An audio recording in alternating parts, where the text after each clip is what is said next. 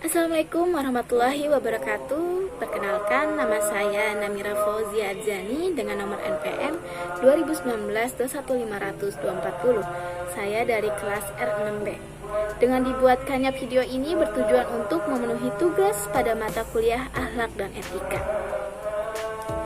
Di sini saya akan menjelaskan tentang pengertian akhlak dan keutamaannya, tentang adab atau etika belajar dalam Islam, tentang etika beragama, berbahasa, dan bernegara dalam Islam, dan yang terakhir tentang pengertian musyawarah dan etika berdemokrasi dalam Islam.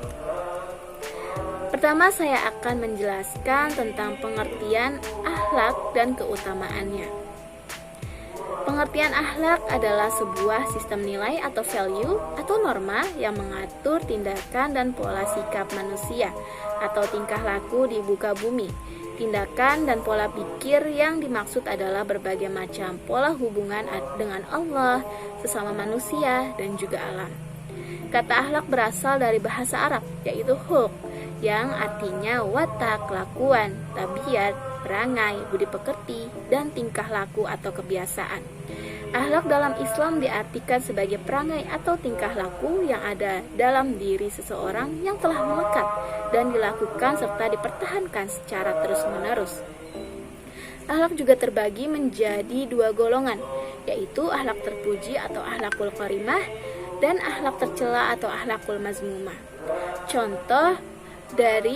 Contoh manusia atau seseorang yang memiliki akhlak terpuji yaitu seseorang tersebut akan memiliki akhlak sopanan, jujur, dermawan, rendah hati, tutur katanya lembut, santun, rela berkorban, sabar, adil, tawakal, bijaksana, dan lain sebagainya.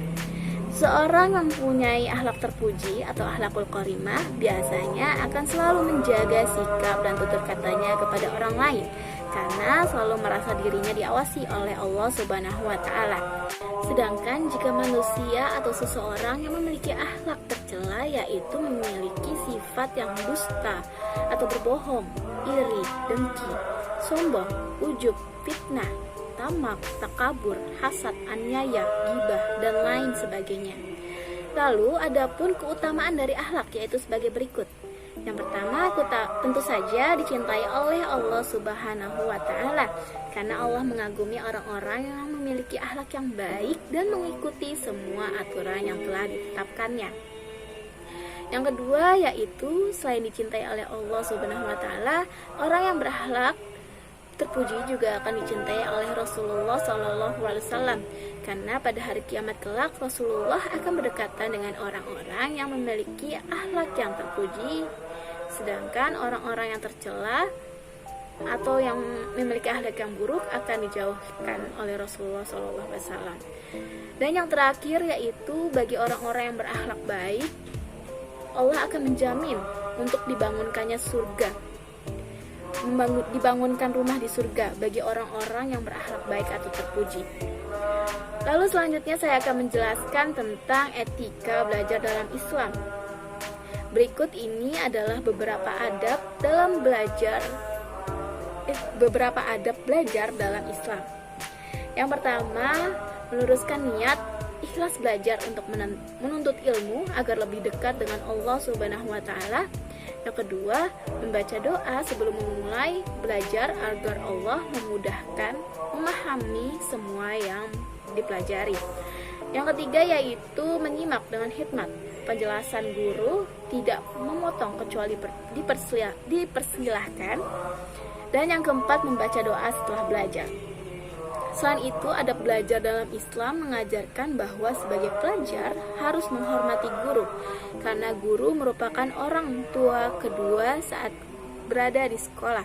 Selain itu, kami juga harus memperlakukan guru dengan baik. Tidak boleh berperilaku kurang ajar atau buruk terhadapnya karena dalam belajar juga harus memperhatikan adab-adab yang baik sebab ilmu yang baik hanya bisa diperoleh dengan adab yang baik pula.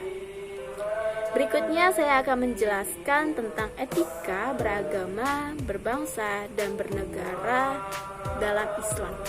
Hal-hal yang harus diperhatikan dalam beragama, berbangsa, dan bernegara dalam Islam sebagai berikut.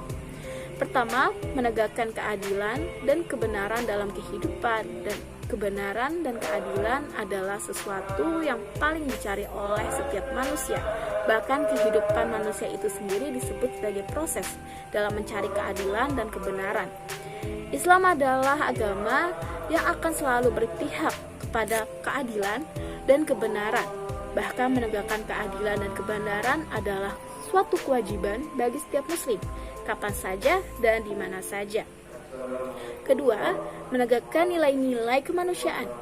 Secara genealogi, manusia diciptakan oleh Allah Subhanahu wa Ta'ala dari jenis yang sama, dari nenek moyang yang sama, dan dari bahan yang sama. Persamaan inilah yang menjadi dasar pentingnya menegakkan nilai-nilai kemanusiaan. Ketiga, yaitu mewujudkan kemaslahatan umat. Inti dari syariat Islam adalah terwujudnya kemaslahatan umat. Kemaslahatan ini bisa bersifat material maupun non-material, baik untuk dirinya dan juga untuk orang lain.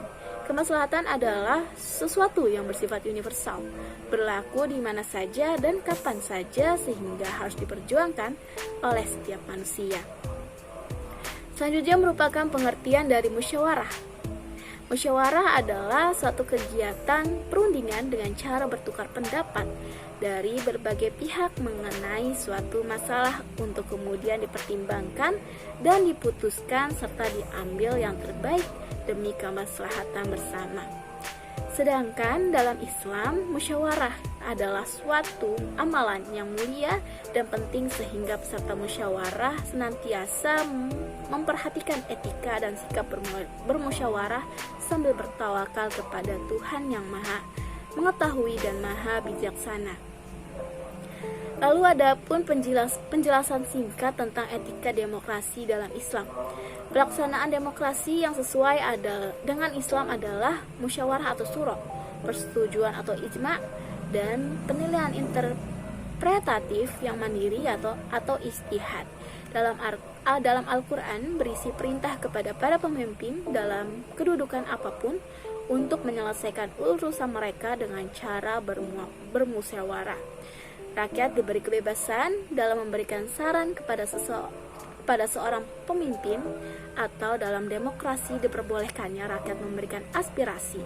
Hal ini sesuai dengan ajaran Islam yang memperbolehkan seorang rakyat memberikan saran atau nasihat kepada pemimpinnya.